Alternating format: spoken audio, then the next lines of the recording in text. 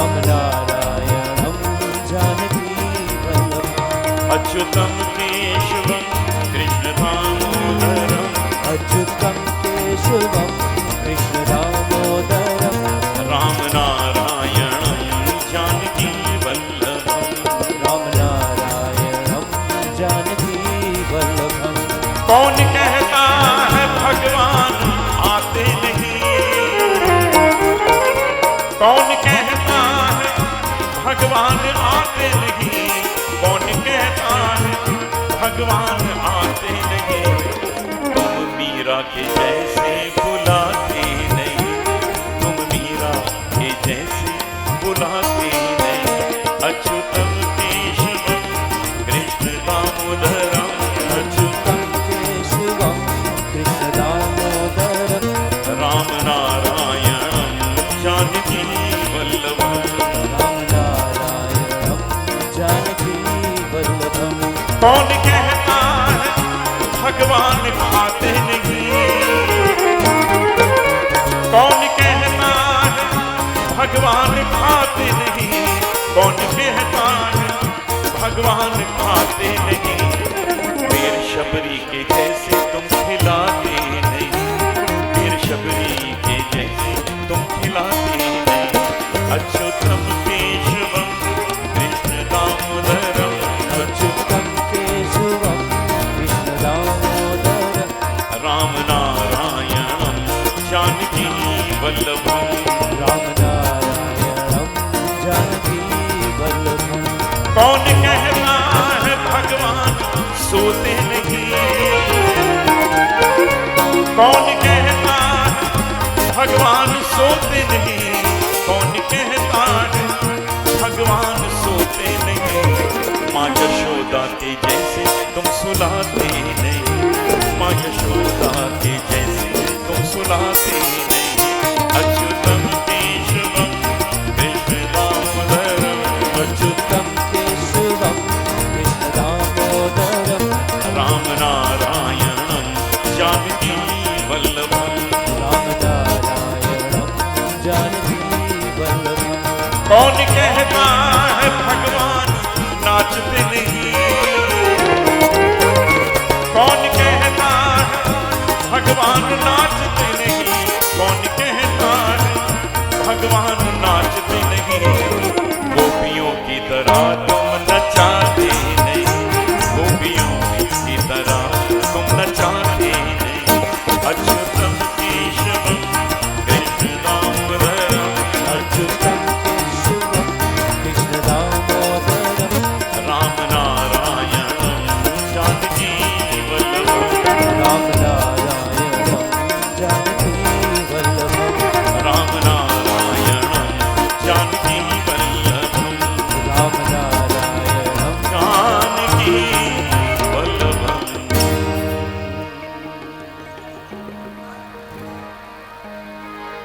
सरे नि रे नि भनि सरे मा पदा पदा रे रे मा पदा रे रे सा। राम नाम की लूट है, राम नाम की लूट है, लूट सके तो लूट अंत का।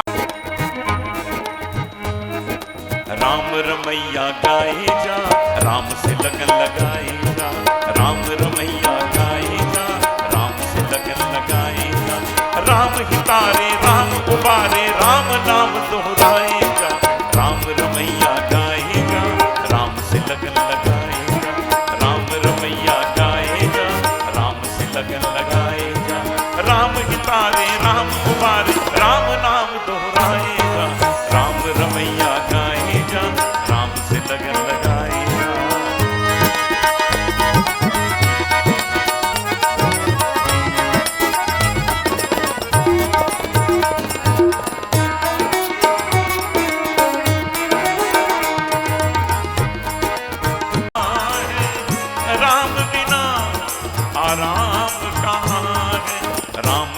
रमैया गाए जा, मन का दीप जलाए जा। राम रमैया गाए जा, मन का दीप जलाए जा। राम हितावे राम उबारे, राम नाम दोहराए जा। राम रमैया गाए जा, राम से लगन लगाए जा। राम रमैया गाए जा, राम से लगन लगाए जा।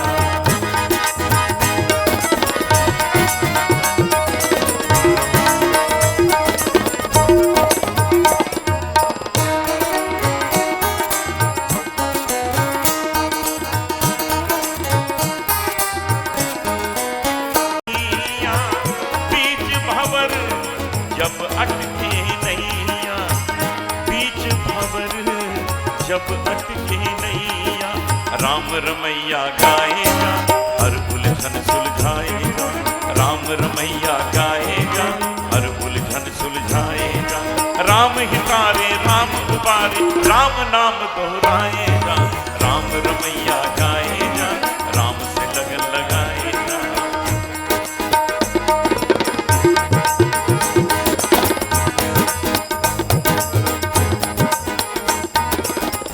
दुनिया चले ना श्री राम के बिना,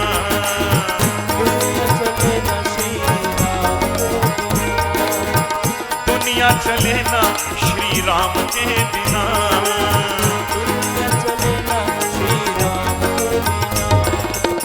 राम जी चले ना हनुमान के बिना।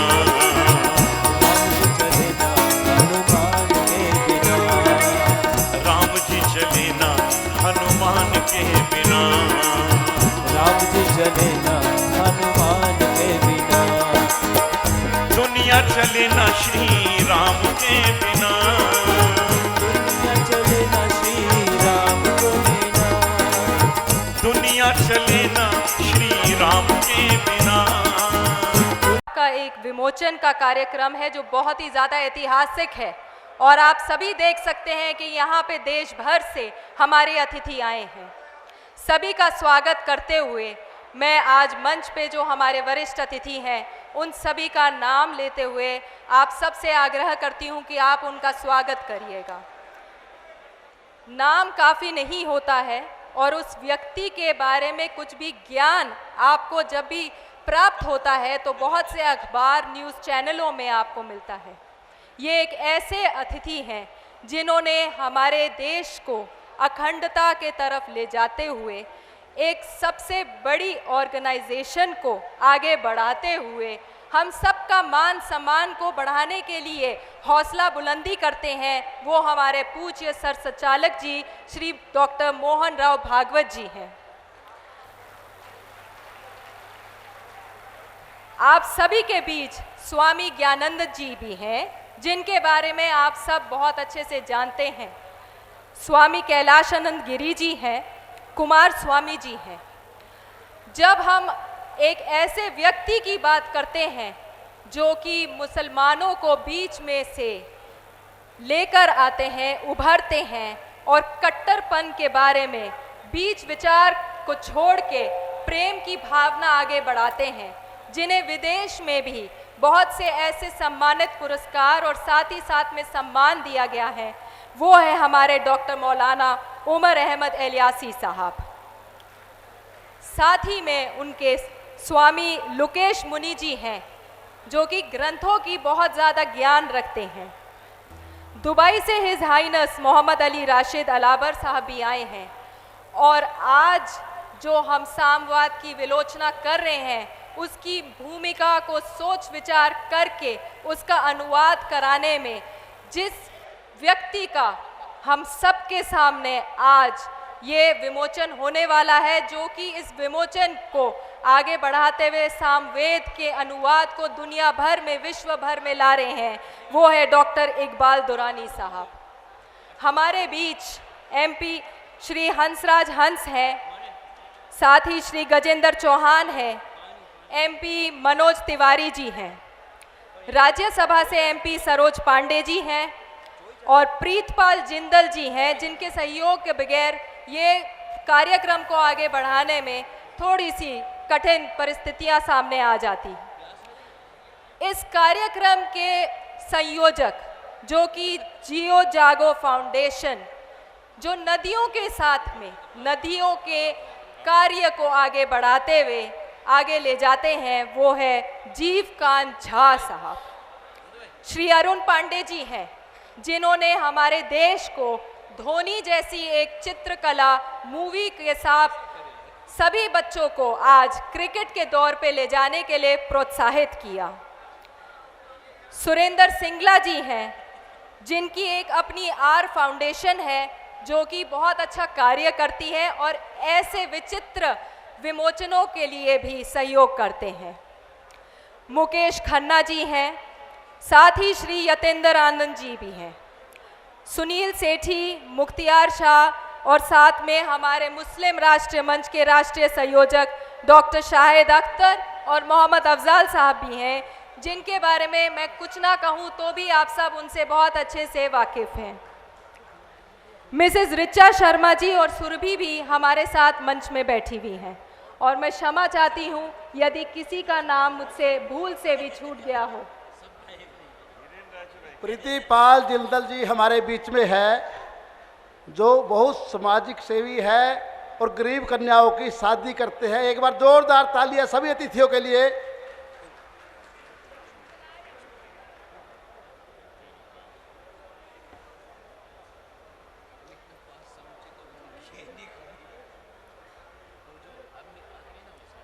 जैसे कि आप देख रहे हैं मंच में आपको एक ऐसा चेहरा सामने आएगा जो आपको नजर आ रहा होगा, जिसको देखकर आप सबके दिमाग में एक हर्ष और उत्साह भी आगे आएगा, जो कि हमारे अभिनेता सुनील शेट्टी साहब जो मुंबई से आए हैं इस कार्यक्रम के लिए।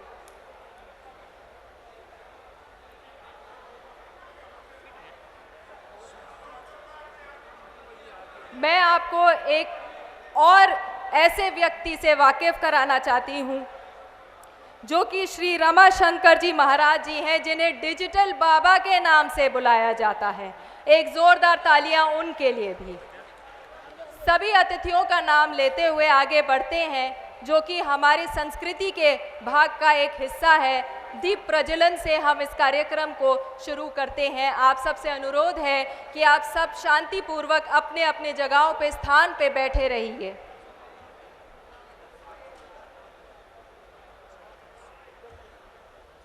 अब जैसा कार्यक्रम को प्रारंभ करने से पहले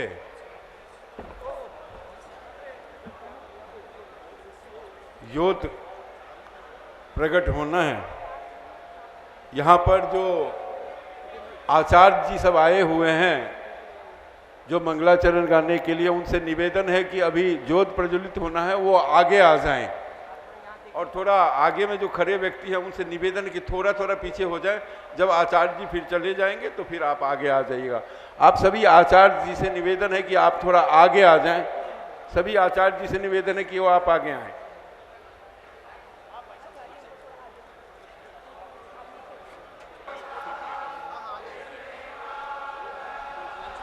शोभं जावानो वितते कुजगमाया अग्निर्जिह्वा मानवः सूरचक्षुषो भिषवेनो देव अवसगमन्येह भद्रं कर्णिर्भिः शृणुयामदेव भद्रं पश्येमाक्षभिर्यजत्रा स्थिरैरङ्गे तुष्टुवागुगस्तनो भिर्भाषे महिदे वहितं जदायो शतमिन्नो शरदो अन्तिदेवा जदरारश्चक्रा जरसन्तनो नाम पुत्रासो जदरभितरो भवन्ति मानो मध्यारे रेखतार्योर्गतो आदित्यद्यौरादितिर तारिक्षमदितिर्माता स पिता स पुत्राः विश्वै देव आदितिः पञ्च जना आदितिर्जातमादित्य जनिदेवम् द्योः शान्तिरन्तरिक्षगुं शान्तिः पृथ्वी शान्तिरापः शान्तिरौषधयः शान्तिः वनस्पतयः शान्तिर्विश्वे देवाः शान्ति ब्रह्म शान्तिः सर्वगुं शान्तिः शान्तिरेव शान्तिः सामा शान्तिरे ॐ शान्तिः शान्तिः शुभशान्तिर्भवतु।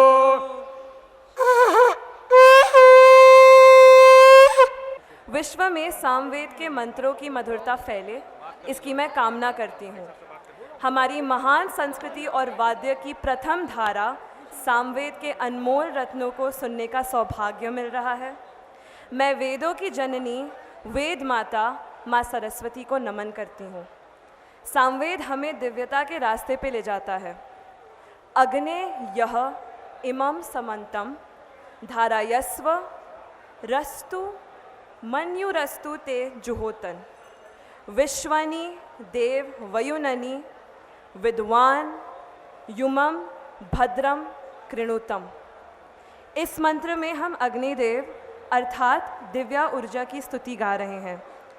आपके समक्ष मैं एक सरस्वती वंदना प्रस्तुत कर रही हूँ और आप सबों के आशीर्वाद की आशा के साथ।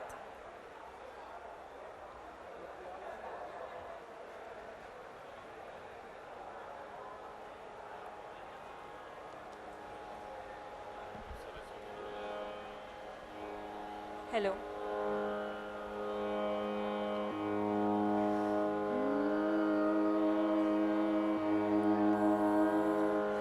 हे शारदे माँ, हे शारदे माँ, अज्ञानता से हमें तार दे माँ। हे शारदे माँ, हे शारदे माँ, अज्ञानता से हमें तार दे माँ। तू स्वर्ग की देवी, ये संगीत तुझसे, हर शब्द तेरा है, हर गीत तुझसे। सानी धनी धा पा गा म प धनी सा। तू स्वर्ग की देवी, ये संगीत तुझसे, हर शब्द तेरा है, हर गीत तुझसे। हम हैं अकेले, हम हैं अधूरे, हम हैं अकेले, हम हैं अधूरे। तेरी शरण हम, हमें प्यार दे माँ। तेरी शरण हम, हमें प्यार दे माँ। हे शारदे माँ, हे शारदे माँ, अज्ञानता से हमें तार दे माँ। अज्ञानता से हमें तार दे माँ। मंच पे सभी श्रद्धेय आत्मजनों को मेरा सबसे पहले प्रणाम और भाई बहनों को मेरा प्रणाम। बालार्कायुत तेजसं त्रिनयना रक्तांबरोलासनी नानालंकृति राजमानवपूसं बालोदुरात् शेखरा। हस्तैरिक्षुः धनुः श्रीं सुंशरं पासं मुदा बिभ्रति। श्रीचक्रस्थितसिन्दूरीं त्रिजगता आधारभूतां स्मरे। ॐ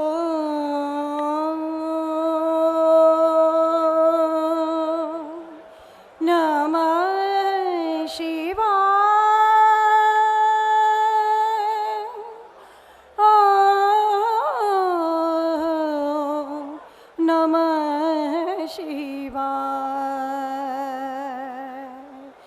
नमः शिवाय,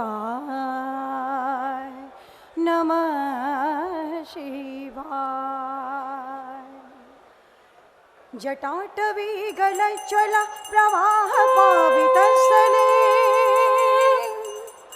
गले वलम्ब्य लम्बिताम्बुजङ्गतुङ्गमालिका।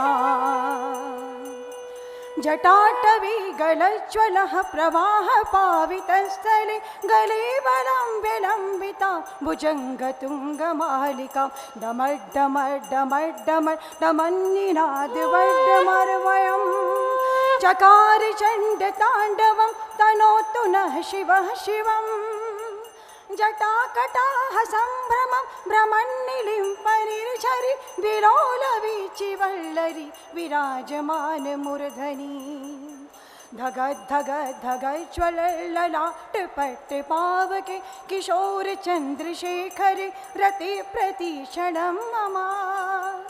धराधरेन्द्र नंदनी विलास बंधु बंधुरा स्फुरति गंत संतति प्रमोदमान मानसे। कृपा कटाक्ष धोरणी निरुद्ध दुर्धरापदि क्वचित् दिगंबरे मनो विनोद मितु वस्तुनि।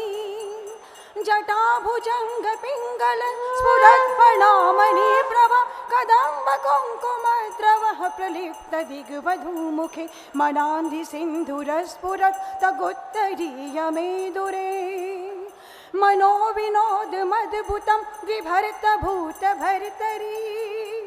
सहस्रलोचन प्रभृत शेषलेख शेखर प्रसून धूलि धोरणी विधूसराङ्घ्रि पीठ भुजङ्गराजमालया निबद्ध जाट जूटक श्रियै चिराय जायतां चकोर बन्धुशेखर।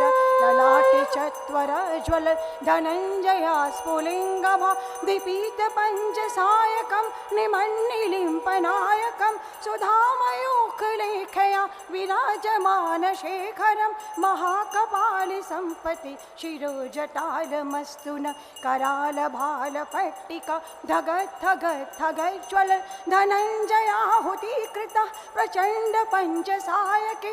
धराधरेन्द्र नन्दनी कुचाग्र चित्रपत्रक प्रकल्पनेक शिल्पनि त्रिलोचनी रतिर्ममम्। नवीन मेघमण्डली निरुद्ध दुर्धर स्फुरत् कुहूने शीथिनीतमा प्रबद्ध बद्ध कन्धरम्। निलिम्पनिर्झरि नरस्तु नोत्कृत्य सिन्धुर कलानिधान बन्धुर श्रिय जगद्धुरन्धर। प्रफुल्ल नील पङ्कज प्रपञ्च कालिमा प्रभा वलम्बिकण्ठ कन्दली रुचि प्रबद्ध कन्धरं। स्मरच्चितं पुरच्चितं भवच्चितं मखच्चितं गजच्छिकान्द कच्चितं तमन्तकच्चितं भजे। अखर्व सर्वमङ्गला कला कदम्ब मञ्जरी रसप्रभाव माधुरी वृजिभ्रणामधुव्रतं। स्मरान्तकं पुरान्तकं भवान्तकं मखान्तकं गजान्धकान्धकान्तकं तमन्तकान्तकं भजे। जयत्वदव्रविभ्रम भ्रमभुजङ्गमश्वश द्विनिग्रमक्रम स्फुरत् करालभालः व्यवान्। धिमे धिमे धिमे ध्वनन् मृदङ्गतुङ्गमङ्गल ध्वनिक्रमः प्रवर्तित प्रचण्ड ताण्डव शिव। दृशद्विचित्रतल्पयो भुजङ्गमौक्त्रिकस्रजो गरिष्ठरत्नलौष्टयो श्रीहीद्रिपक्षपक्षयो तृणारविन्दचक्षुषो प्रजामही महेन्द्रयो। समप्रवर्तिकः कदा सदा शिवं भजाम्यहं। कदा निलिम्पनिर्झरि निकुञ्चकोटरे वसन् विमुक्तदुर्मतिः सदा शिरस्थमञ्जली वहन्। विलोललोललोचनो ललाम भाललग्नकः शिवेति मन्त्रमुच्चरन् कदा सुखी भवाम्यहम्। इमं हि नित्यमेवमुत्तमोत्तमोत्तकं स्तवं पठन् स्मरन् भुवन्नरो विशुद्धिमेति सन्तनम्। हरे गुरोषु भक्तिमाशु याति नान्यथां गतिं विमोहनं हि देहिनां शुशङ्करस्य चिन्तनम्। विमोहनं हि देहिनां शुशङ्करस्य चिन्तनम्। पूजावसान समये दशवक्त्रगीतं यः शम्भुपूजनं परमं पठति प्रदोषे दशरथ गजेन्द्र तुरंगयुक्ता लक्ष्मीं सदैव सुमुखीं प्रददाति शम्भो प्रददाति शम्भो। ॐ नमः शिवाय, ॐ नमः शिवाय। यही सामवेद है, प्रकृति ही सामवेद है, यही ध्वनि सामवेद है, शिव ही सामवेद है। आप सबको मेरा बहुत बहुत प्रणाम। आपका बहुत बहुत धन्यवाद किरण जी, क्योंकि आपने एक बहुत ही खूबसूरत सी शिव तांडव का आपने उच्चारण किया है। अब मैं जीवकांत जी को, जो कि इस कार्यक्रम के संयोजक हैं, उनको मैं आमंत्रित करती हूं कि इस कार्यक्रम के बारे में 2 शब्द बोलेंगे। जीवकांत झा जी।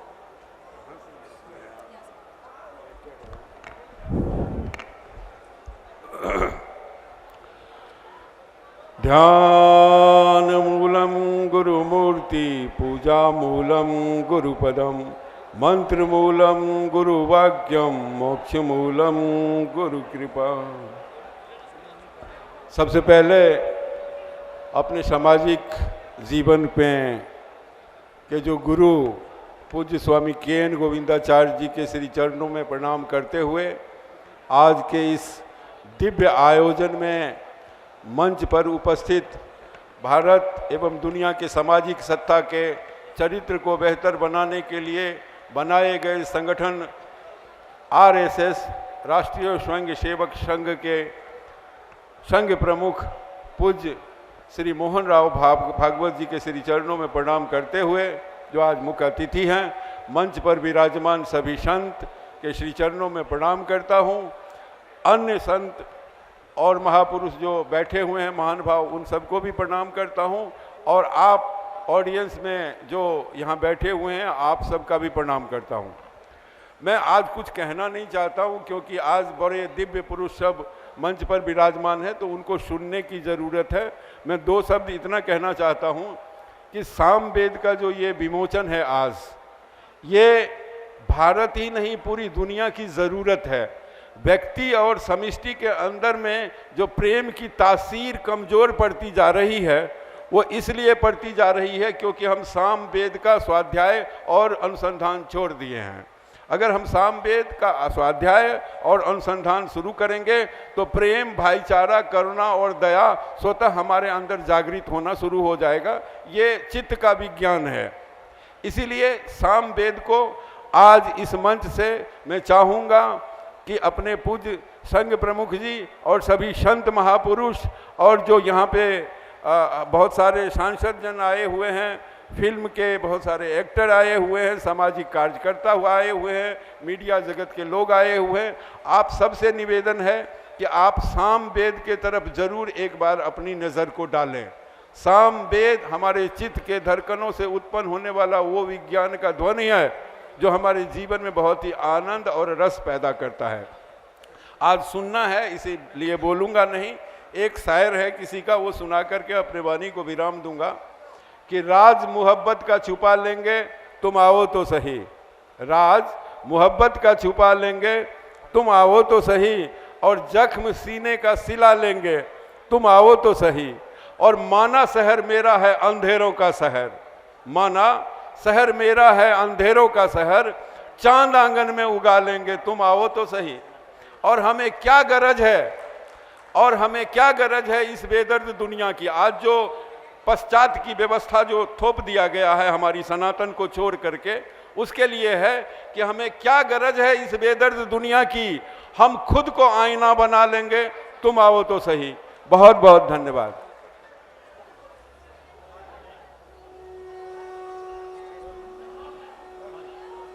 सामवेदश्च वेदानां यजुषाम शत्रुत्रियम। अग्नि पुराण के अनुसार सामवेद के विभिन्न मंत्रों के विधिवत जाप आदि से रोग व्याधियों से मुक्त हुआ जा सकता है एवं बचा जा सकता है तथा कामनाओं की सिद्धि हो सकती है। सामवेद ज्ञान योग, कर्म योग और भक्ति योग की त्रिवेणी है। ब्रह्मांड 5 तत्वों से बना है। जल, वायु, अग्नि, पृथ्वी और आकाश। ये तत्व हमारे शरीर सहित हमारे आसपास की हर वस्तु में मौजूद है। आग्नेय पर वह अग्नि देवता, अग्नि को जलाने वाला मंत्र है। पार्थ, साम का अर्थ है गान या संगीत। सामवेद में स्वरों सहित गाने में आने वाले मंत्र है। सामवेद की ऋचाओं का गायन होता है। सामवेद में अत्यंत मधुर, संगीतमय तथा परमात्मा की सुंदर स्तुतियां दी गई हैं। इसीलिए वेदों में सामवेद की प्रधानता है। पार्थ, छंदों का जाप देवताओं और अनुष्ठानों के प्रति समर्पण का प्रतिनिधित्व है। सामवेद केवल एक पाठ मंत्र नहीं है, अपितु दुनिया में शांति और सद्भाव को बढ़ावा देने के लिए एक संगीतमय तथा मधुर मंत्र है। यह ब्रह्मांड के संतुलन और निकटता का आंतरिक तथा बाहरी वातावरण बनाने की कुंजी है। वेणुर्मधुरो रेणुर्मधुरो पाणिर्मधुरो पादौ मधुरो नृत्यं मधुरं संख्यं मधुरं मधुराधिपतेरखिलं मधुरं गीतं मधुरं पीतं मधुरं भुक्तं मधुरं सुप्तं मधुरं रूपं मधुरं तिलकं मधुरं मधुराधिपतेरखिलं मधुरं गीतं मधुरं पीतं मधुरं भुक्तं मधुरं सुप्तं मधुरं रूपं मधुरं तिलकं मधुरं मधुराधिपतेरखिलं मधुरम्। सामवेद इन तत्वों को समझने और अपने भीतर संतुलन प्राप्त करने की कुंजी है। पर माधव, हम इस संतुलन को किस प्रकार प्राप्त कर पाएंगे? सामवेद के माध्यम से पार्थ। ये हमारे भीतर और हमारे आसपास की हर वस्तु के साथ संतुलन और सामंजस्य स्थापित करने की कुंजी है। वेदानाम साम वेदोस्मि देवानामास्मि वास्वः इंद्रियाणाम मंचास्मि भूतानामास्मि चेतना। मैं वेदों में साम वेद हूं, देवों में इंद्र हूं, इंद्रियों में मन हूं और प्राणियों की चेतना अर्थात जीवनी शक्ति हूं। माधव, अब मैं समझा। सामवेद हमारे भीतर और हमारे आसपास की हर चीज के साथ संतुलन और सामंजस्य स्थापित करने की कुंजी है।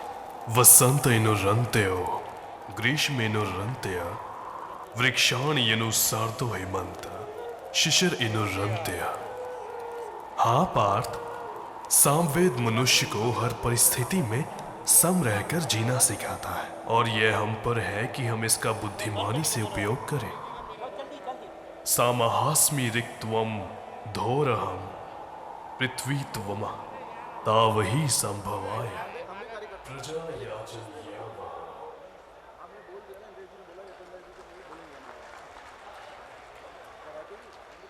एक भूल हुई है मुझसे और उस भूल को सुधार रही हूँ मैं ही आप सभी के सामने। हमारे बीच में श्री यतेंद्रनंद जी भी हैं और स्वामी जी का स्वागत करने के लिए मैं अनिल गर्ग जी, डॉक्टर माजिद अली कोटी और साथ ही हमारे मुस्लिम राष्ट्रीय मंच के राष्ट्रीय संयोजक मोहम्मद अफजाल जी को आमंत्रित करती हूँ कि वो उनका स्वागत करें।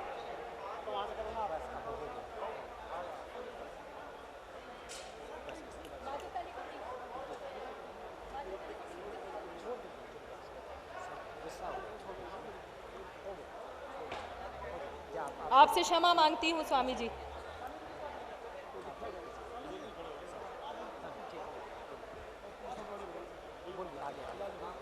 आगे बढ़ते हुए इस कार्यक्रम को मैं आमंत्रित करती हूँ स्वामी ज्ञानेंद्र जी को आकर कुछ शब्द बोलने के लिए। सामवेद के ऊपर थोड़ी सी झलकियाँ, कुछ शब्द बोलेंगे और आप सबको इस बारे में और ज्ञान देंगे।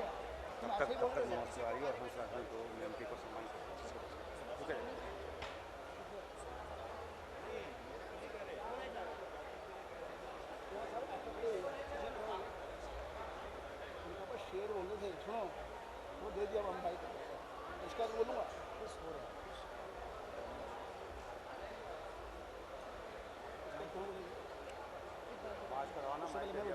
ओम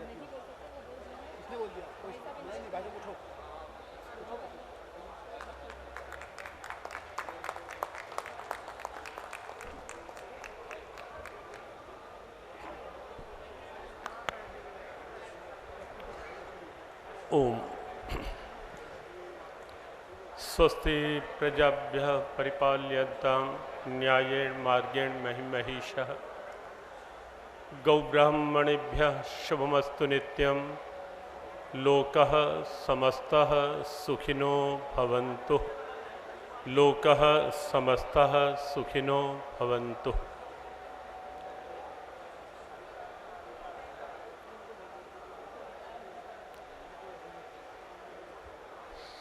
सद्भावना की अनूठी गरिमा का यह दिव्य मंच, जहां मंच पर विराजित हैं परम पूजनीय सरसंघ चालक डॉक्टर मोहन राव भागवत जी, हमारे राष्ट्र की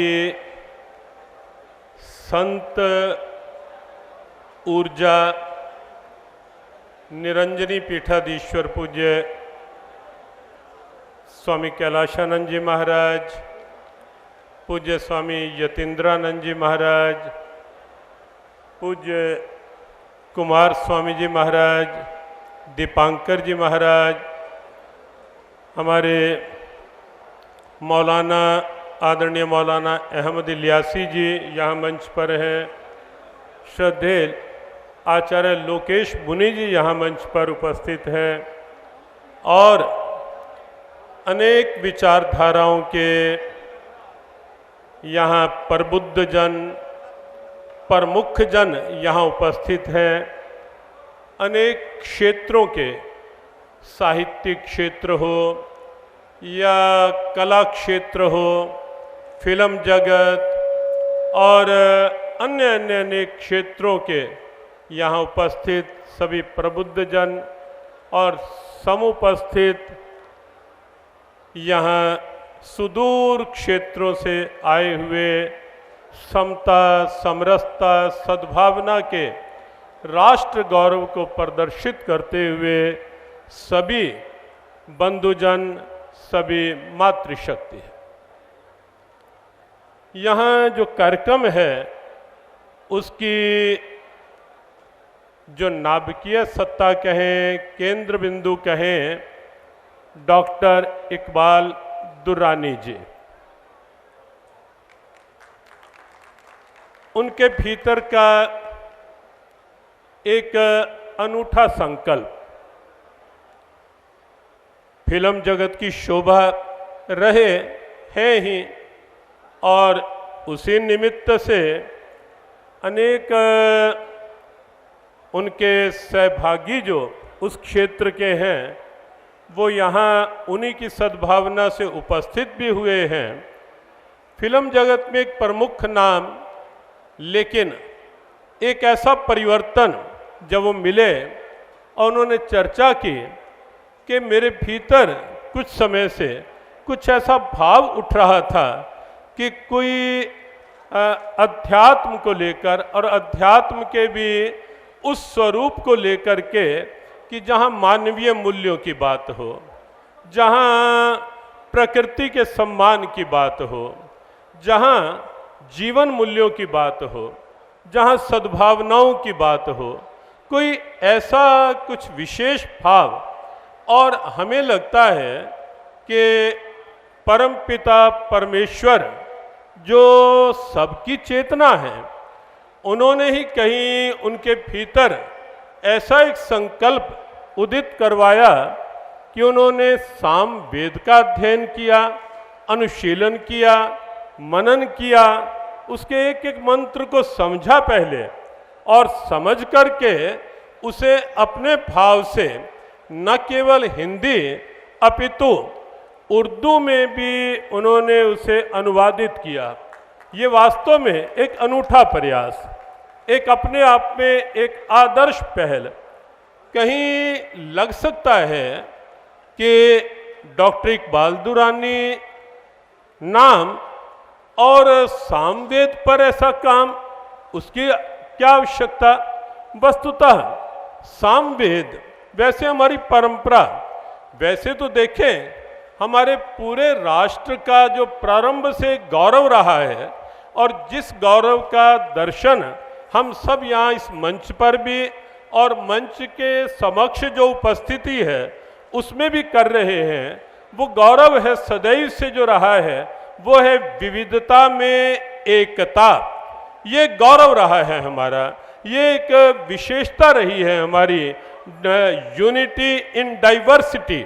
और उसका दर्शन जो हो रहा है सामवेद को यदि आप ध्यान से देखेंगे, और हमें लगता है कि अब आप देखेंगे ही, केवल देखेंगे ही नहीं, उसे आप पढ़ेंगे भी, कि जब लगेगा कि डॉक्टर इकबाल दुरानी जैसा व्यक्ति जो लगातार फिल्म जगत में अनेकानेक फिल्मों की पटकथाएं लिखता आ रहा हो, वह व्यक्तित्व जब सामवेद को पढ़ करके भावनाओं को द्रवित कर बैठता है और भावनाएं सामवेद की एक अद्भुत अनुवाद के रूप में सामने आती हैं, तो हमें लगता है कि ये बात अपने आप में एक व्यापक प्रेरणा बनने वाली है। हम सबको भी लगने वाला है कि हम भी एक बार देखें तो सही। ये आज का ये कार्यक्रम हमें लगता है केवल प्रदर्शन नहीं है, ये कार्यक्रम एक प्रेरणा है, एक संकल्प की जागृति का अवसर है ये, कि हम सबके भीतर का यह एक संकल्प जागृत हो कि हम भी तो पढ़कर देखें कि आखिर सामवेद में क्या है।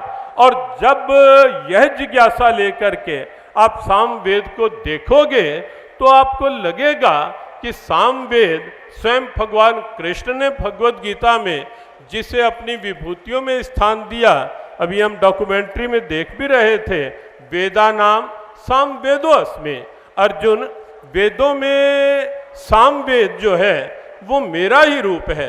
वहाँ उसमें आप देखेंगे कि गाए जाने के मंत्र हैं, स्तुति है, प्रार्थना है, लेकिन उस स्तुति प्रार्थना में स्तुति का स्वरूप क्या हो, प्रार्थना का स्वरूप क्या हो, बहुत विस्तार तो आप पढ़कर ही देखेंगे। हम केवल 2-4 मिनट में बात रखेंगे कि उस स्तुति का स्वरूप क्या हो, उस प्रार्थना का स्वरूप कैसे होना चाहिए।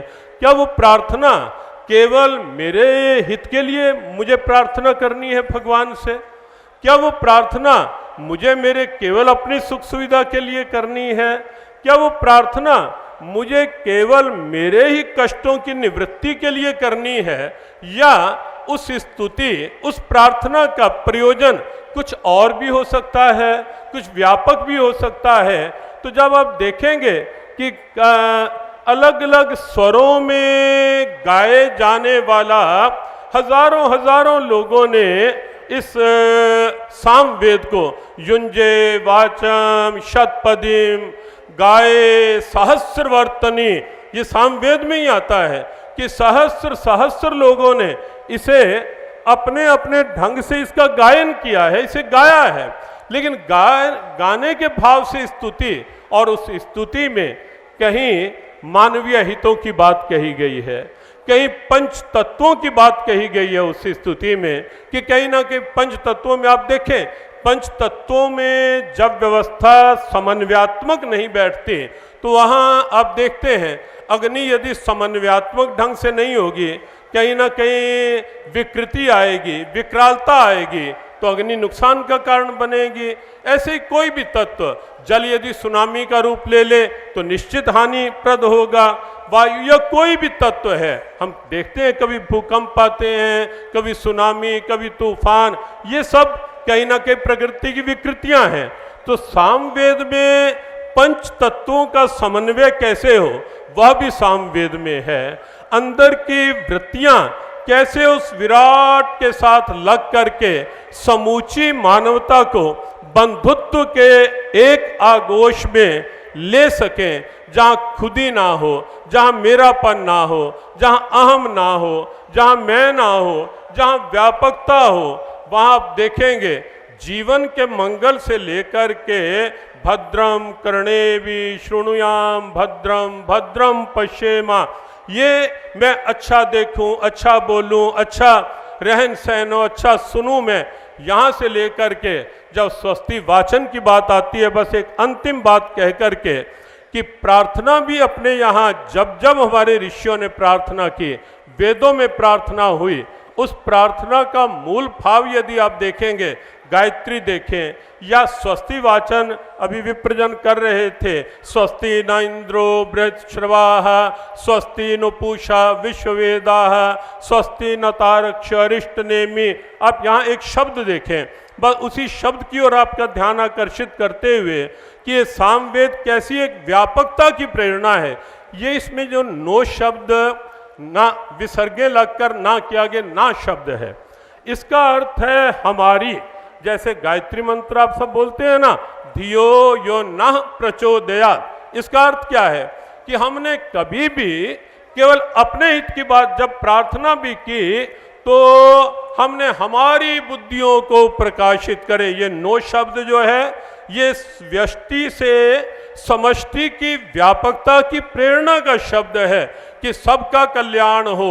हम सबका केवल मेरा कल्याण हमने नहीं मांगा, केवल मेरा हित हमने नहीं मांगा। हमारे ऋषियों ने स्वस्ति न इंद्र विश्ववेद ना शब्द लगाया, हम सबका मंगल हो, हम सबका कल्याण हो, प्राणी मात्र के हित की बात हो। तो सामवेद में व्यष्टि की एक अंदर की मूल्यगत दिव्यता प्रकट करने के साथ साथ व्यष्टि को समष्टि में समाहित करके समूचे मानवता के मंगल, समूचे मानवता की हित, समूचे मानवता की सुख समृद्धि की एक प्रेरणा है। और आज एक ऐसे समय में जबकि कहीं युद्ध की विभीषिकाएं हावी हैं, कहीं प्राकृतिक आपदाएं, कहीं कोरोना जैसी न जाने कितनी विकट सी समस्याएं जब पूरे विश्व में अपना प्रभाव दिखा रही हैं, ऐसे में आज का ये आयोजन और ऐसे में डॉक्टर इकबाल दुर्रानी जी का सामवेद पर हिंदी और उर्दू में जो अनुवाद है, हमें लगता है समता की, समरसता की, सद्भावना की, पूरे विश्व में राष्ट्र के उस गौरव की जो विश्व का मंगल चाहता है, उस राष्ट्र गौरव की एक अनूठी प्रेरणा बनेगा। डॉक्टर इकबाल दुरानी जी का यह एक अनूठा, यह एक दिव्य प्रयास और उसके साथ साथ आज का यह कार्यक्रम भी अपने आप में आज की अनेकों समस्याओं के एक समाधान के रूप में आज का कार्यक्रम भी एक अनूठी प्रेरणा बनेगा। पुनश्च मंच पर उपस्थित सभी पूज्य संत चरणों में वंदन करते हुए और परम पूज्य डॉक्टर मोहन राव भागवत जी समक्ष और मंच पर बैठे सभी शुभेच्छुजन, प्रबुद्ध जन, सबका अभिवादन करते हुए, सबको मंगल कामना प्रेषित करते हुए ओम शांति।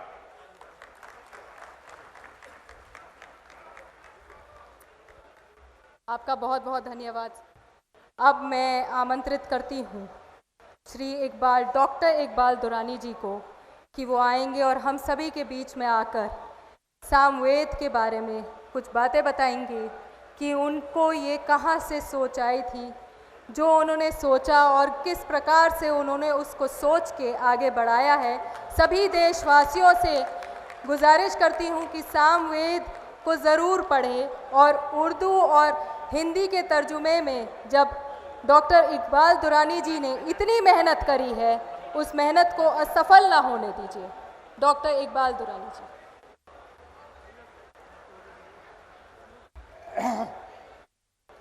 हेलो। जहाँ जहाँ दर्द का पानी है, जहाँ जहाँ दर्द का पानी है, वहाँ वहाँ इकबाल दुरानी है। जो जमीन पर चलता है मगर जिसका ख्वाब आसमानी है, हाँ वही तो आपका इकबाल दुरानी है। मैं इकबाल दुरानी अब उस बुलंद तरीन शख्सियत का नाम ले रहा हूँ जो परम आदरणीय परम आदर्श विचारवान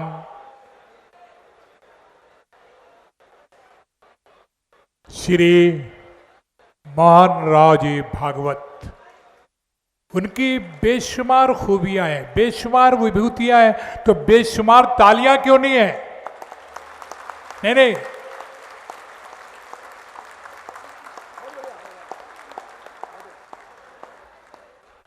मैंने जिस रंग में भी उनको देखा, इतना सुंदर देखा कि हैरान हुआ। उन्होंने मेरे निमंत्रण को स्वीकार किया, ये छोटी बात थी। उन्होंने मुझे प्यार भी दिया, ये बड़ी बात है। अब जिंदा हो जाओ मेरी जिंदा कौम के लोगों। अब मैं नाम ले रहा हूं परम प्रियवर कविवर श्री ज्ञानंद जी महाराज। वो कलमवीर भी हैं, मैं तो कलम का सिपाही हूं। उन्होंने महाभारत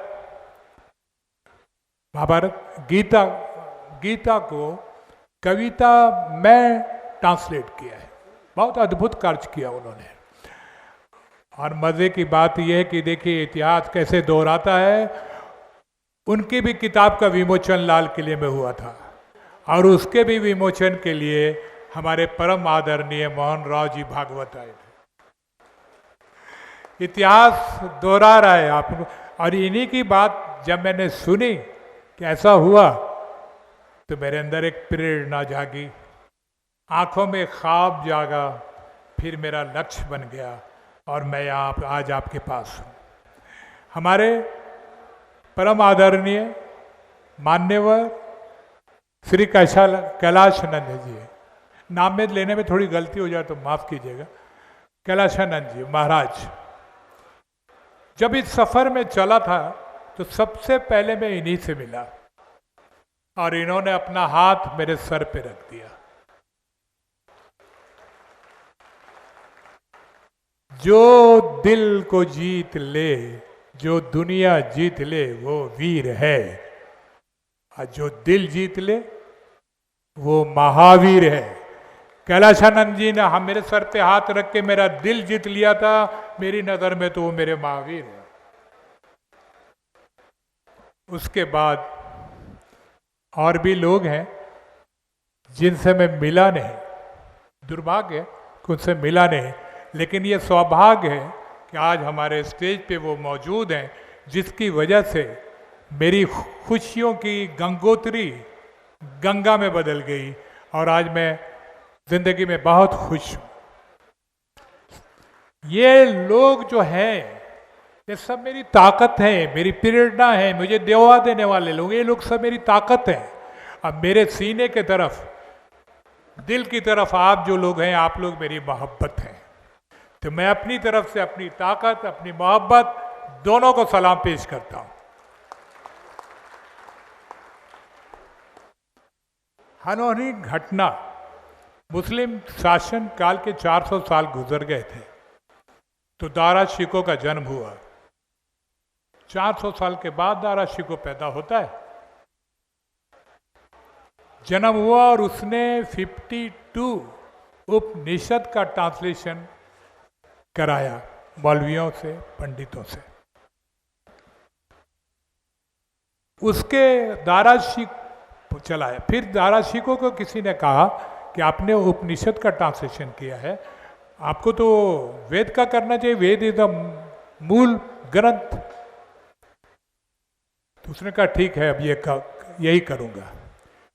लेकिन उसके पहले औरंगजेब की तलवार चमकी, गर्दन कटी, ख्वाब अधूरे।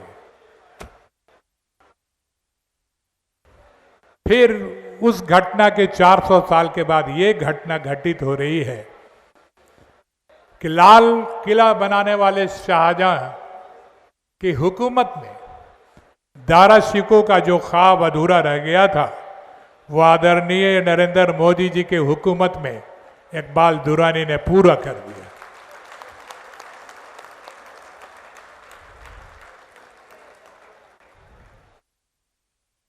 मैं तालियां लेकिन मुझे जितनी चाहिए थी मिली नहीं। एक दफा और ट्राई करेंगे आप लोग।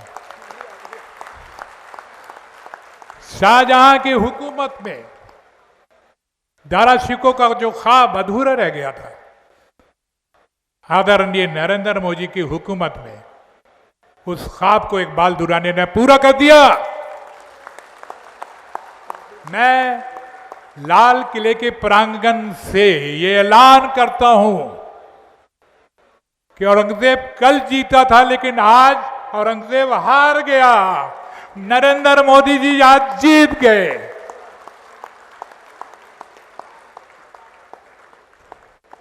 कहां हैं आप? ये मैंने नरेंद्र मोदी से कहा है। कहां हैं आप? आप जहां भी हैं एहसास में है मेरे। मैं खुदा को हम नहीं देख सकते, लेकिन दुआ तो करते। नरेंद्र मोदी जी को नहीं देख पा रहा हूं, लेकिन फरियाद तो कर सकता हूं। तो उनसे मेरी फरियाद है कि दारा शिकोह की गर्दन पे तो तलवार चली थी, कृपया आप मेरी गर्दन में फूलों का एक हार भी डाल दें।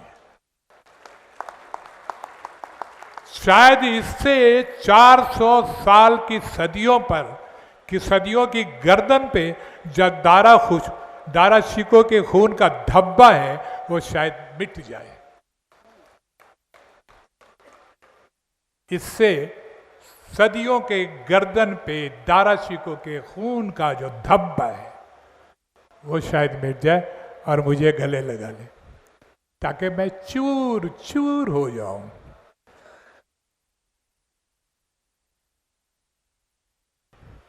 समस्या मान्यवे निमंते कृष्ण समुद्र सिंधु हुआ, समुद्र ये सिंधु हुआ।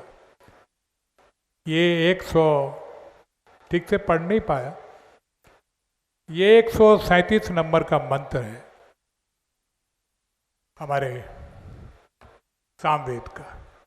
उसका हिंदी में भावार्थ ये है कि ऐ प्रकाशमान, तेरे प्रकाश स्वरूप को पाने के लिए, तुम में प्रवेश करने के लिए जन जन व्याकुल होकर तेरी ओर झुकते चले जाते हैं, जैसे कि नदियां सागर से मिलने के लिए उसकी ओर झुकती चली जाती हैं। ये तो हिंदी में सुना आपने, कितनी मोहब्बत है, श्रद्धा है, परवाह। अब उर्दू में इसको सुनिए। ए प्रकाशवान, तो उसका उर्दू है ए नूरे मुजस्सम, तेरे नूरानी पैकर को हासिल करने के लिए, उसमें दाखिल होने के लिए तेरे बंदे बेताब होकर तेरी ओर झुकते चले जाते हैं, जैसे कि नदियां सागर से मिलने उसकी तरफ झुकती चली जाती हैं। तालियां बजाकर बताओ, ईमानदारी से बताओ कि इस मंत्र में कहाँ है हिंदू, कहाँ है मुसलमान? बताओ। हे प्रकाशवान, तेरे स्वरूप को पाने के लिए, उसमें दाखिल होने के लिए जन जन व्याकुल होकर तेरी तरफ झुकते चले जाते हैं। हे नूरे मुजस्सम, तेरे नूरानी पैकर को पाने के लिए हर बंदा बेताब होकर तेरी तरफ झुकता चला था। कहाँ है हिंदू और मुसलमान कि ये पढ़ सकता और ये नहीं पढ़ सकता? बताएं। मंत्र की शुरुआत ही समझ से मन निवेश से होती है, यानी सारे लोगों की बात की जा रही है। इसमें न हिंदू है भाई, न मुसलमान है, ये न क्रिश्चियन है। ये सामवेद एक रूहानी ग्रंथ है, शाश्वत सच्चाई है, सनातनी गुहार है। इसमें यह हक है और इसमें इश्क है। इश्क पे ज्यादा ताली बजाओ, क्योंकि हर इबादत की इब्तदा इश्क है, हर इबादत के इंतहा इश्क है। और ये वो इश्क नहीं है जो मजनू को रेगिस्तान में भटका दे, ये वो रिग, ये वो इश्क है जो आत्मा को, परमात्मा को, बंदे को खुदा से मिला देता है। सामवेद ने इसी इश्क की बात की है। मेरी तो हार्दिक इच्छा है कि पहले सामवेद सबको समझाया जाए, पढ़ाया जाए, फिर मुमकिन हो कि इसको शिक्षा संस्थानों में प्रेर के रूप में लगाया जाए। देखें ना, जो मैंने पढ़ा वो प्रेर नहीं है, उससे खूबसूरत कौन लिखेगा? उसको प्रेयर के रूप में लगा, लेकिन उसके पहले समझाया जाए, पढ़ाया जाए। जैसे हर देश में कौमी तराना होता है, तो क्यों नहीं सामवेद के मोहब्बत के तरानों को भी आम किया जाए। ये किताब जाए स्कूल, कॉलेज, गुरुकुलों और मदरसों में भी हम बिना जाने मोहब्बत करते हैं, बिना जाने नफरत करते हैं। जानो तो सही कि इश्क क्या है, जिसके ना हद है, ना सरहद है, ना दरो दीवार है। ये मैंने अपनी इच्छाओं की लिस्ट पहुंचा दी है। वैसे मैं इस विमोचन के बाद इसको जन जन तक पहुंचाने के लिए मैं पूरे देश का भ्रमण करूंगा, ताकि लोगों में अपने ख्याल को मैं पहुंचा सकूं। हर स्टेट में जाऊंगा, क्योंकि सामवेद एक मूल पुस्तक है, बनावटी नहीं है कि किसी ने लिखे पे लिख दिया। मूल क्या होता है? जैसे दुनिया भर की औरतों के बदन के रंग अलग अलग हैं, कोई औरत सांवली, कोई काली, कोई गोरी, है ना? लेकिन अगर उनके स्तन को निचोड़ें, सबके दूध का रंग एक ही होता है। यही सनातन है, यही शाश्वत सत्य है। बड़े रंगबाज हैं आप, बड़े रंगसाज हैं आप, तो जरा दूध के रंग को तो बदल दो। नहीं बदल सकते। शादियों के रंग अलग अलग है, कहीं लाल साड़ी, काली साड़ी, लेकिन जब मरते हैं तो अफ्रीका से अमेरिका से हिंदुस्तान तक सारे लोगों का कफन का रंग एक ही होता है। ये मूल है, ये सनातन है, ये शाश्वत सत्य है। बड़े रंगबाज हो, रंगसाज हो, बदल डालो कफन का रंग। सामवेद भी मूल है, शाश्वत सच है, इसलिए इसका असर कम नहीं होगा। ये अगर पहुंचा दिया जाए तो इसमें होगा, असर जरूर होगा। शाम की तासीर की कभी शाम नहीं होगी, शाम की तासीर की कभी शाम नहीं होगी, और जिस रास्ते पे मैं चला हूं उसका पुनर्विराम नहीं होगा। मेरी सांस रुक भी गई तो मैं लोगों के दिलों से दिलों तक सफर करता रहूंगा। अब इस सफर का पहला पड़ाव आ चुका है। अब हमारी किताब सामवेद का विमोचन परम आदरणीय मोहन जी भागवत के हाथों संपन्न होगा। वो ऐसा नज़ारा है, आप देख लीजिए, ये ऐसा नज़ारा है कि मैं हाथ जोड़ के मोहन जी भागवत से ये सच्चाई बयान कर रहा हूँ कि मोहन जी भागवत जी, लोग तो मरने के बाद मोक्ष मिलता है या सुनते हैं या मिलेगा, लेकिन अगर आपने अपने हाथों से मेरी किताबों का 1 सेकंड बाद विमोचन हो गया तो मेरी जिंदगी को मोक्ष मिल जाएगा। जय।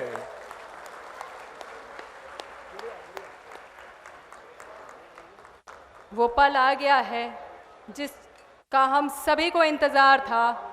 सभी भाई और बहनों से मैं अनुरोध करती हूँ कि सब खड़े हो जाएं और हमारे वरिष्ठ अतिथि साथ देते हुए हमारे पूज्य सर संचालक जी अब इस किताब का विमोचन करेंगे। सामवेद का अनुवाद हिंदी और उर्दू में डॉक्टर इकबाल दुरानी से। सभी जोरदार तालियों के साथ इस विमोचन का भाग बनिए।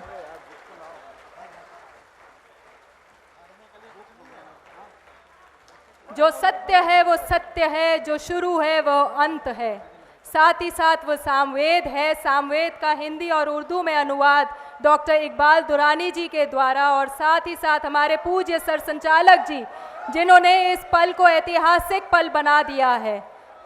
एक बार फिर सभी से तालियों के साथ गुंजार कर दीजिए, ताकि ये तालियां सिर्फ इस लाल किले मैदान पे नहीं पर भारत के एक एक कोने तक पहुंचे।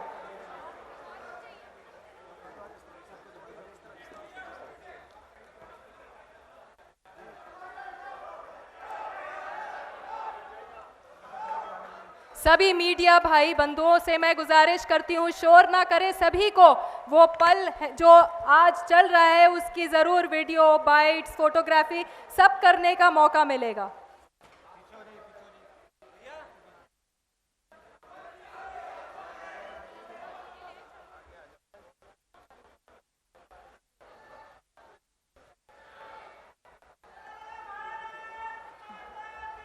जय भारत माता की, भारत माता की, वंदे वंदे।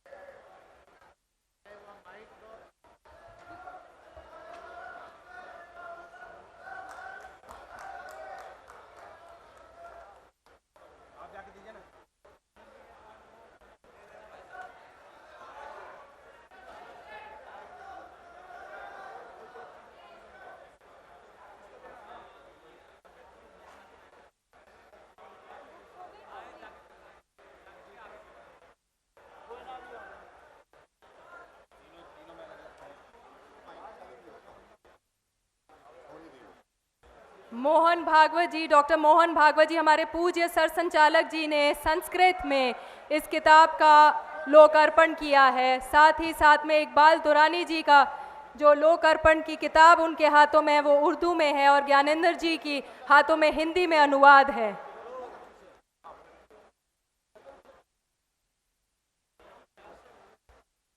मैं पूज्य सर संचालक जी डॉक्टर मोहन राव भागवत जी से आमंत्रित करती हूं कि वो कुछ बोलेंगे।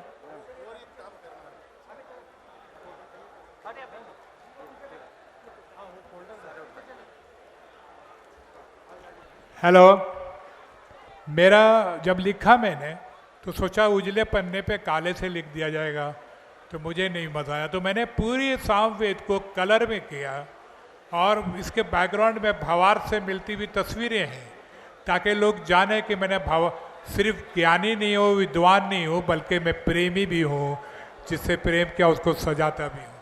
ये देखिए उसके अंदर का पृष्ठ। अभी हम ऐसा करने वाले हैं, कृपा है, हमारे मोहन जी भागवत के वो तैयार हो गए, वो संस्कृत का मंत्र पढ़ेंगे, तो उसी मंत्र का हिंदी रूपांतर हमारे ज्ञानंद जी महाराज पढ़ेंगे, फिर उसी का उर्दू रूपांतर मैं पढ़ूंगा। इस तरह से ऑडियो में आपको हिंदुस्तान नजर आएगा। तो मैंने संस्कृत पढ़ना है? हाँ, मोहन जी भागवत संस्कृत आइए। वो किताब खुलती है तो 2 पेज आते हैं और जो खुल गए हैं मुझे लगता है वो दोनों हमारे लिए बहुत पथ प्रदर्शक है। इसलिए मैं पहले एक पढ़ता हूँ, उसी क्रम से आप पढ़ेंगे, फिर दूसरा पढ़ता हूँ। पहला है विस्तृतयो यथा पथा इंद्रस्त्वद्यन्तु रातयः, उसका हिंदी। हे परमेश्वर, इसमें संशय नहीं कि जब हम तेरे उपासक बन जाते हैं तो जैसे बड़ी सड़क से छोटी छोटी पगडंडियां निकलती हैं, वैसे ही तुझसे अनेक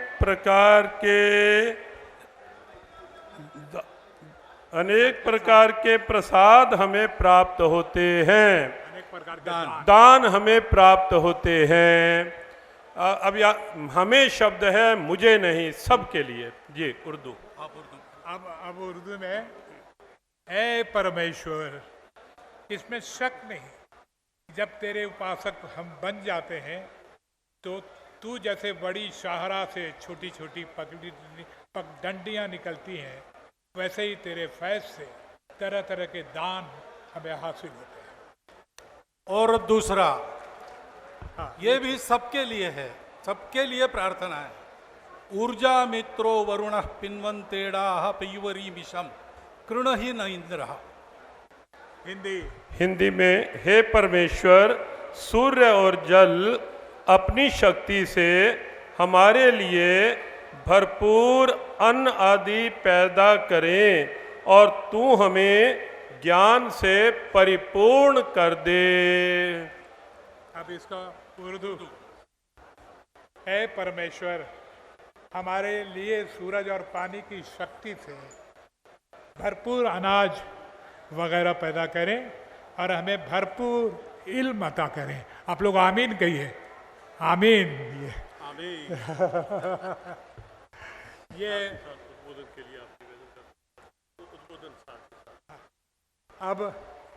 अब जो भी हमारी खताएं हुई हैं, जो भी हमने कुछ किया है, मोहन जी भागवत जी उस पर अपनी राय देंगे, फरमाएंगे, दुआएं देंगे, शुभकामनाएं देंगे, सब हमें स्वीकार है। मोहन जी राव जी भागवत जी, धन्यवाद।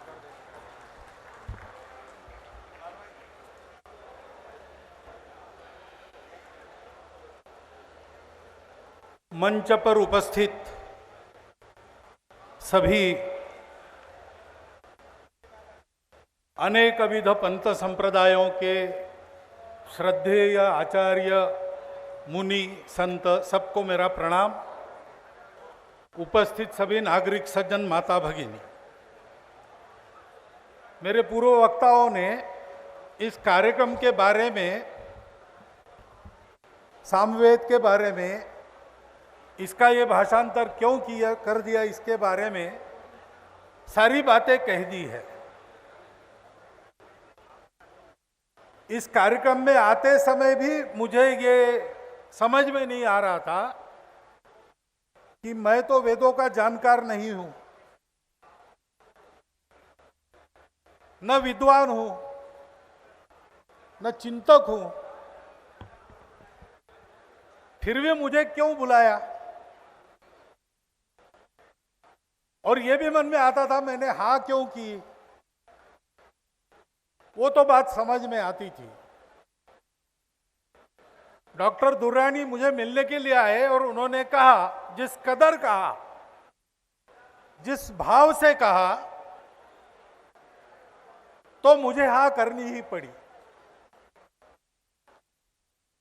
और यहां आने के बाद मेरे समझ में बात नहीं आ रही थी, लेकिन एक बात समझ में आती है अब। सामवेद वेद का अंग है। वेद को हम धर्म ग्रंथ कहते हैं, लेकिन उस धर्म का अर्थ केवल पूजा नहीं है, पूजा उसका एक अंग है, परंतु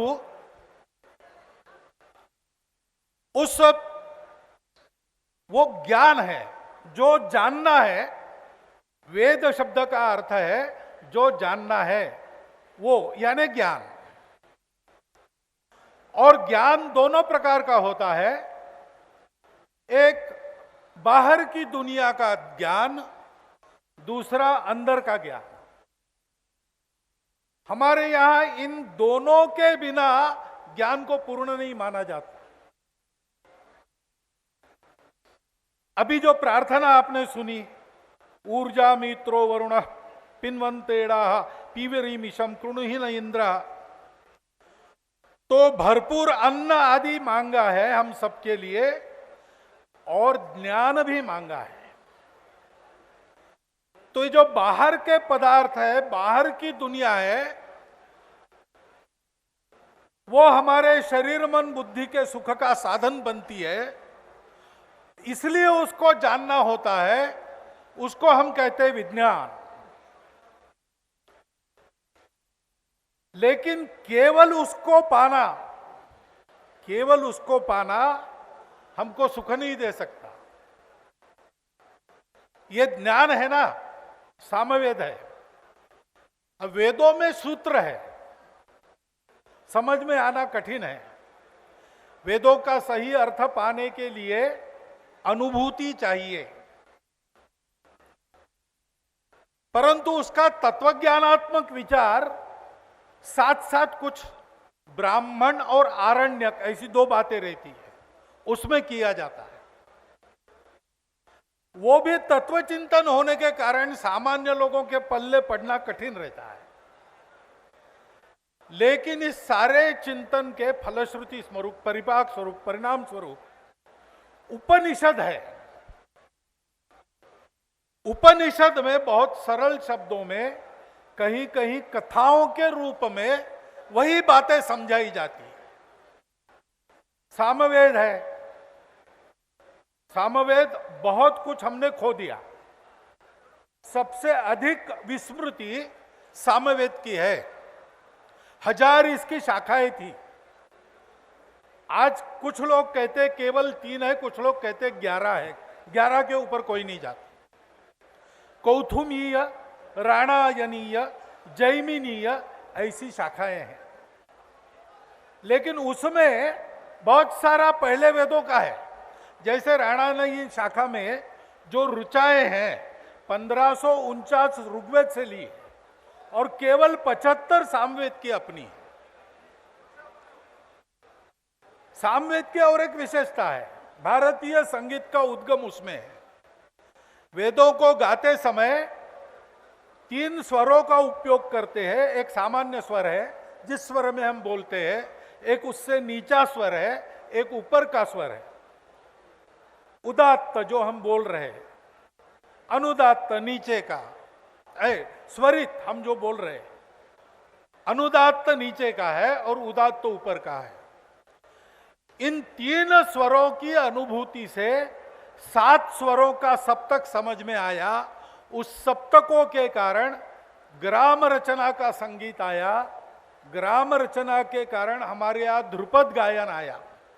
डागर बंधु जिस गायन के विशेषज्ञ हैं, ये ध्रुपद गायन है।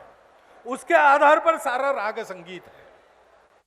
तो भारतीय संगीत का और सप्तस्वरों की कहे तो दुनिया भर के संगीत में जो 7 स्वर है उसका उगम इसमें है।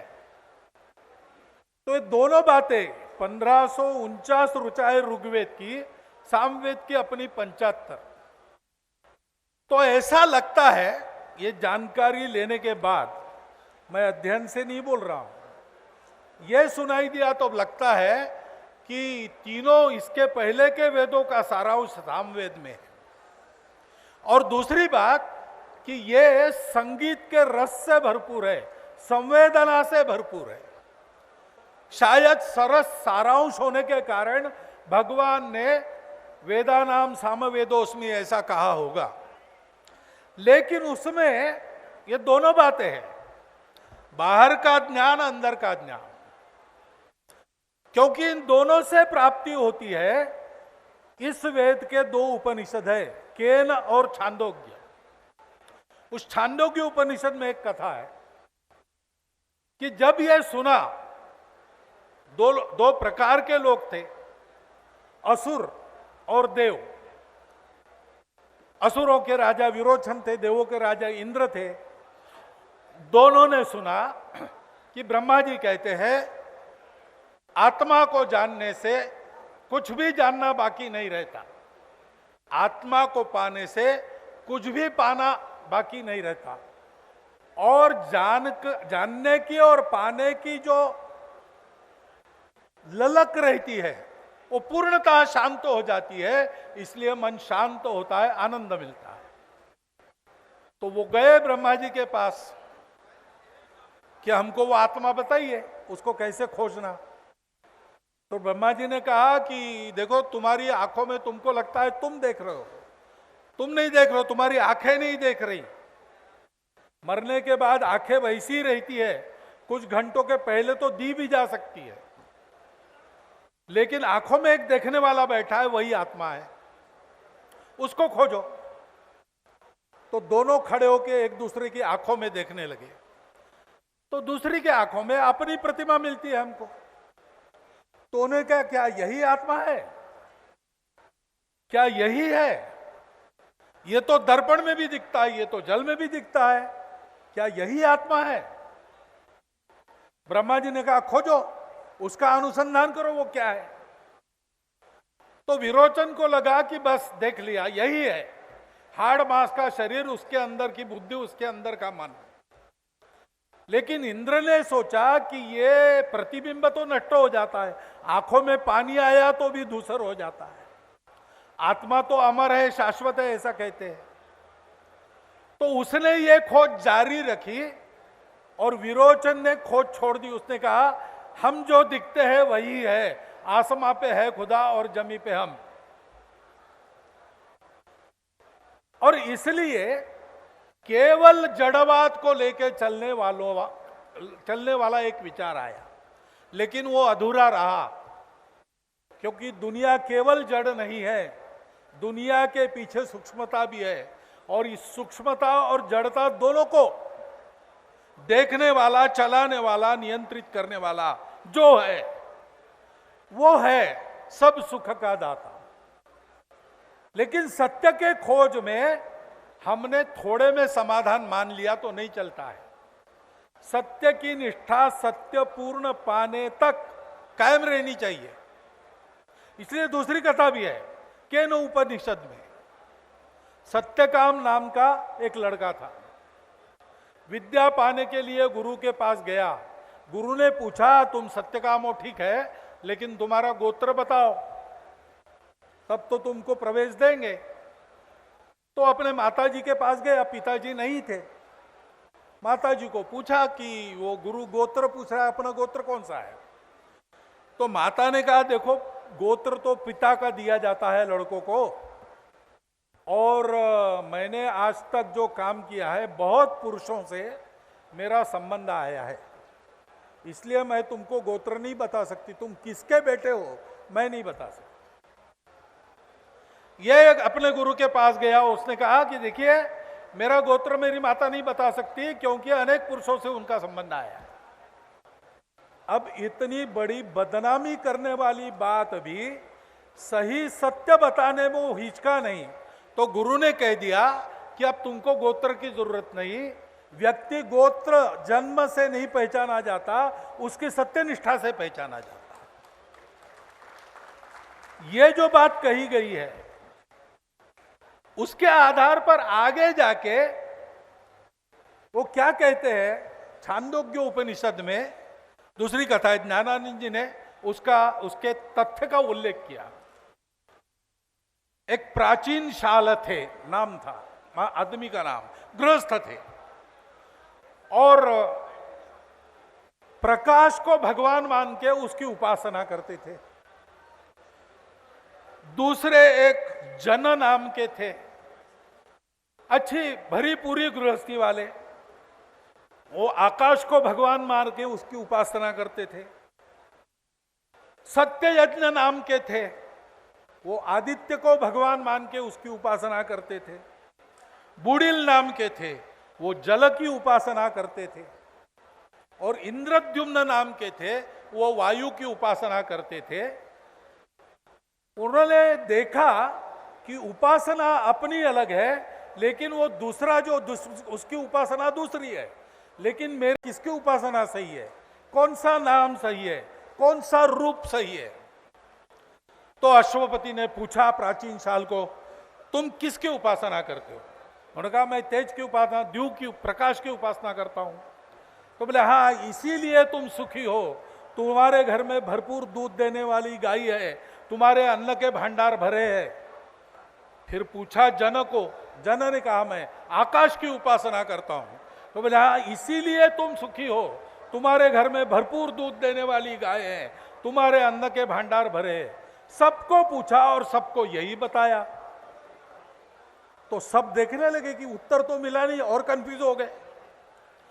तो स्मितहास्य करके अश्वपति ने कहा कि देखो, ये सारी उपासना हमको सुख प्रदान करती है, श्रद्धा से उस पर चलो, अपनी अपनी उपासना को ठीक करो, लेकिन ध्यान रखो जिसकी उपासना तुम करते हो वो इससे भी बड़ा है, वो पूर्ण है, इसके द्वारा उसको जानो। सबकी उपासना का आदर करके चलो, उसको जानने का प्रयास करो अपनी उपासना में से, तब तुम सुख को पाओगे। यह वही भूमा तत्सुखम। भूमा यानी ये जो सबके परे सबको चलाने वाला, अनेक नामों से अनेक लोग जिसको जानते हैं, अनेक प्रकारों से जिसको उपासना करते, वो तो एक ही है, वो भूमा है। यह संदेश है। सत्य का निरंतर चिंतन करो, सत्य की राह में ठग कर, डर कर बैठना नहीं, आगे बढ़ना। और ये समझना कि हम जो इतने सारे हमारे प्रकार है, हम सबको जोड़ने वाला एक है, वो सब में है और सबसे बाहर होकर सबको चलाता है, सबको नियंत्रित करता है। और एक कथा है, देवों ने राक्षसों पर विजय पाई और विजय का उत्सव किया। उत्सव में नाच गानों में मग्न थे तो दूर उनको एक तेज दिखा, तो इंद्र ने वायुदेव को कहा कि जाओ देखो क्या है, कोई दूसरा खतरा तो नहीं है।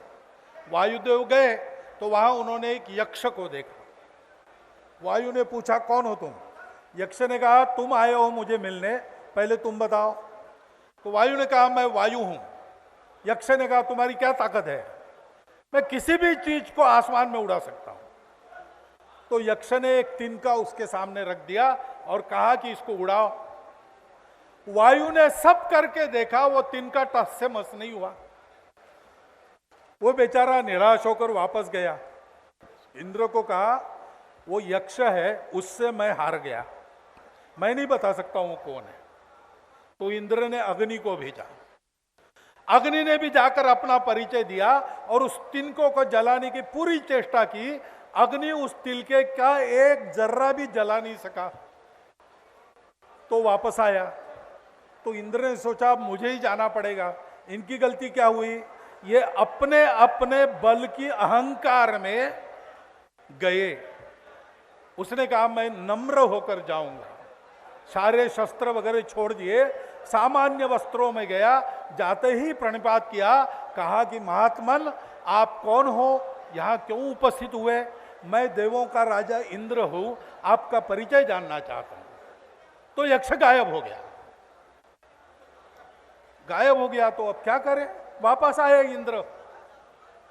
तो उमा नाम की एक देवी, यानी वो जो हम सबको चलाता है, उसकी प्रकृति यानी उसका स्वभाव वो प्रकट हो गई और उसने इंद्र को कहा कि वही है जिसके कारण असुर और तुम जी रहे हो, आपस में कभी दोस्ती करते हो, लड़ते कहो, ये सब आने जाने वाली बातें हैं। उसमें तुम्हारा अस्तित्व एक है, उसके बल के कारण तुम आज विजयी हो। कभी असुर विजयी हुए थे, वो भी उसी के बल के कारण। ये जानकर तुम गुमान मत करो, गर्व मत करो। ये समझो कि ये दुनिया की दुनियादारी आने जाने वाली बात है, उसमें फंसना नहीं, उससे बचना, लेकिन ध्यान रखना कि सबको चलाने वाला एक है।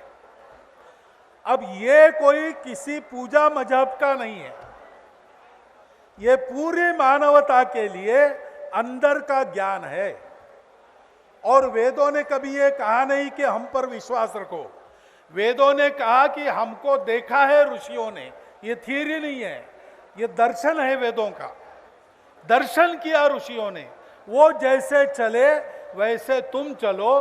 तुमको जो अनुभूति होती है तुम मानो, ये जानकर चलो कि अनुभूति की मर्यादा तुम्हारी बुद्धि है। विमान को हम जानते एरोप्लेन, लेकिन कभी विमान पहली बार अफ्रीका के जंगली इलाकों से गुजरा होगा तो वहां के लोगों ने क्या कहा होगा? एक जोर से आवाज करने वाला शायद लोहे का पक्षी है, वो उड़ रहा है। वो लोहे का पक्षी नहीं था और हम कर रहे उसको एरोप्लेन, लेकिन हमको बाहर का एरोप्लेन दिखता है, अंदर का मशीन हमको भी नहीं दिखता। हमारा ज्ञान भी अधूरा है, उसका ज्ञान भी अधूरा है, लेकिन दोनों का ज्ञान सत्य है। सबका सत्य कैसे हो सकता है? ऐसे ही हो सकता है। हम सत्य की राह पर है, अलग अलग पड़ावों पर है। आखिरी एक कहानी बताता हूं, वो वेदों में नहीं है, वो विवेकानंद जी ने बताई है। एक पहाड़ पर चारों दिशा से लोग चढ़ रहे थे। चढ़ते समय एक दूसरे को देख रहे थे और कह रहे थे कि गलत रास्ते से चढ़ रहा है, मुझे तो दिख रही है चोटी, मैं वहां जा रहा हूं, उसको क्या दिख रहा है उधर से? उल्टा चल रहा है, वो उधर से चल रहा है, वो भी गलत है। सब लोग एक दूसरे को कह रहे थे गलत है, क्योंकि पहाड़ के नीचे से अपने अपने रास्ते अलग दिखते हैं। मेरा ही सही है, उसका गलत है, ऐसा सोचना आसान होता है। लेकिन एक आदमी ऊपर पहुंच गया, और ऊपर पहुंचने के बाद जब उसने नीचे देखा तो उसको ध्यान में आ गया कि अलग अलग रास्तों से आने वाले लोग, किसी का सीधा रास्ता, किसी का टेढ़ा, किसी का अच्छा सीमेंट रोड बनाया है, किसी का कांटे कूटों से भरा है, लेकिन कोई भी रास्ता गलत नहीं है, देर सबेर यही पहुंचेंगे। इस सत्य को जानकर दुनियादारी के फंसाने वाले, लुभाने वाले, डराने वाले सारी बातों से बचते हुए हम लोगों को अंदर की इस शिक्षा का भान वेद करा देते हैं। हम जानते हैं सारी दुनिया को आज इसकी जरूरत है। सारी दुनिया में कलह है, मनुष्यों का आपस में तो है ही, मनुष्य का सृष्टि से भी है। इसका सॉल्यूशन क्या है? इसका सॉल्यूशन मलम पट्टी नहीं होती, अंदर से बदलना पड़ता है। यह संकट मनुष्य ने बुलाया है, अपने करतूतों से पैदा किया है, उसको उसी को नष्ट करना पड़ेगा। इसलिए उसको अपनी सोच में बदलाव लाना पड़ेगा। अपने तरीकों पर बहुत कायम रहे तो भी चलेगा, लेकिन सोच को तो बदलना पड़ेगा। तरीके अपने अपने, सबको प्यारे, तरीके न्यारे न्यारे, सबके ठीक सहारे, परंतु तरीके अलग अलग है, रास्ते अलग अलग है, मंजिल तो सबकी एक है। मंजिल को देखो, उसके तरफ जाओ, तरीकों को देख के आपस में मत लड़ो। ये संदेश है, हम सबके लिए है, प्रासंगिक है। इस संदेश को भारत को, दुनिया को देना है, और इसलिए ऐसा ज्ञान देने वाली जितनी बातें हैं, हम पूजा किसकी करते हैं ये बात नहीं है, वो सब हमारी है। कुछ लोग इसकी पूजा करेंगे, कुछ लोग इसकी पूजा नहीं करेंगे, लेकिन ये हम सबके लिए है। हम सबके जहन में इसके उतारना है, हम सबके नित्य व्यवहार में उसको उतारना है। ये संकल्प हम लेंगे तो इतना बड़ा काम जो डॉक्टर दुरानी ने किया है, मैं उनका बहुत अभिनंदन करता हूं। उस काम की सार्थकता करने के लिए वो प्रयास करेंगे जो करेंगे। हमको इसको समझना और धीरे धीरे अपनी आदत में इसको लाना, ये करना पड़ेगा। ये हम सब करें, ऐसी प्रार्थना भी करता हूं, और हम करेंगे, हम इस करने में सफल हो जाएंगे, ये शुभकामना भी आप सबको और मैं खुद को देता हूं, और मेरे 4 शब्द समाप्त करता हूं।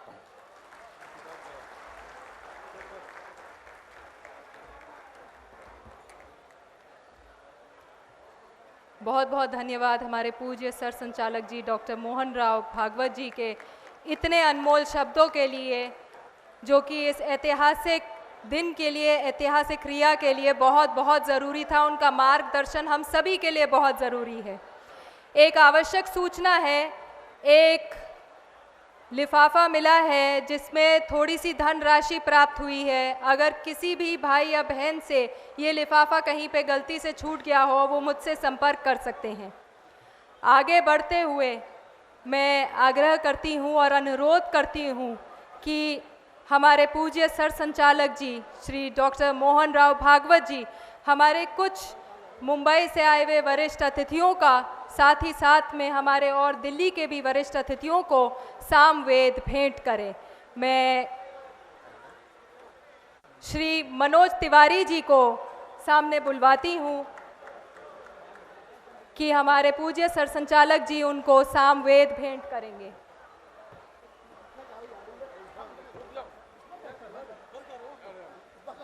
हंसराज हंस जी भी आए आगे मंच के तरफ में ही। ज्ञानेंद्र चौहान जी, गजेंद्र चौहान जी आए। जब मैं बहुत छोटी थी तब ये मेरी बहुत ही प्रिय आइकॉन थी जिनका नाम है जया प्रदा जी। उनके लिए प्लीज आप सब से आग्रह करती हूँ तालियों से उनका स्वागत किया जाए। जया प्रदा जी हमारे जो दुबई से वरिष्ठ अतिथि आए हैं, हिज हाइनेस अलाबार जी, उनसे मैं अनुरोध करती हूँ। हमारे बहुत ही ज़्यादा फेमस सेलिब्रिटी सुनील शेट्टी जी,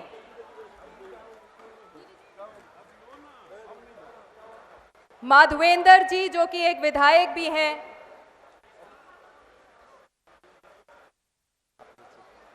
माफी चाहती हूं समय का अभाव है, शिवेंद्र सिंह भाटी जी, उनसे भी मैं आग्रह करती हूं कि वो सामने आ जाए। शिवेंद्र सिंह भाटी जी,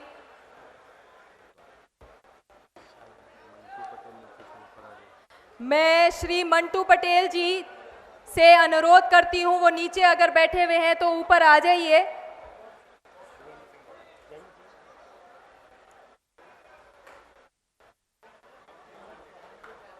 जी हो गया। गजेंद्र चौहान जी,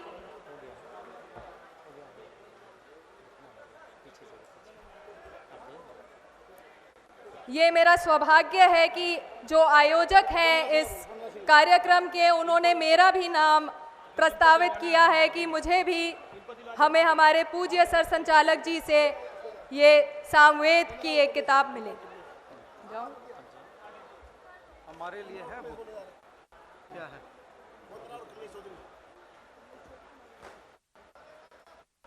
आइए शालिनी, दौड़ के आइए।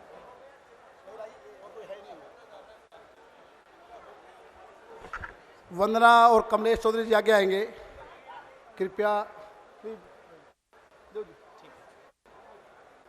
हर हर महादेव।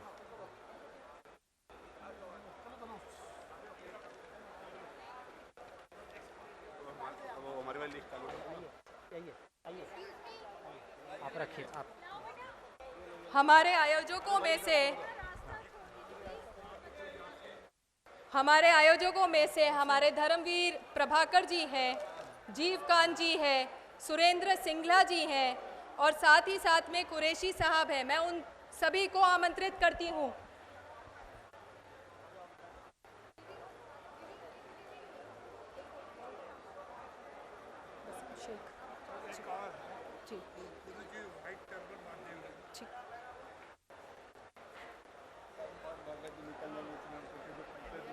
वसीम शेख जी आपको भी आमंत्रित कर रहे हैं।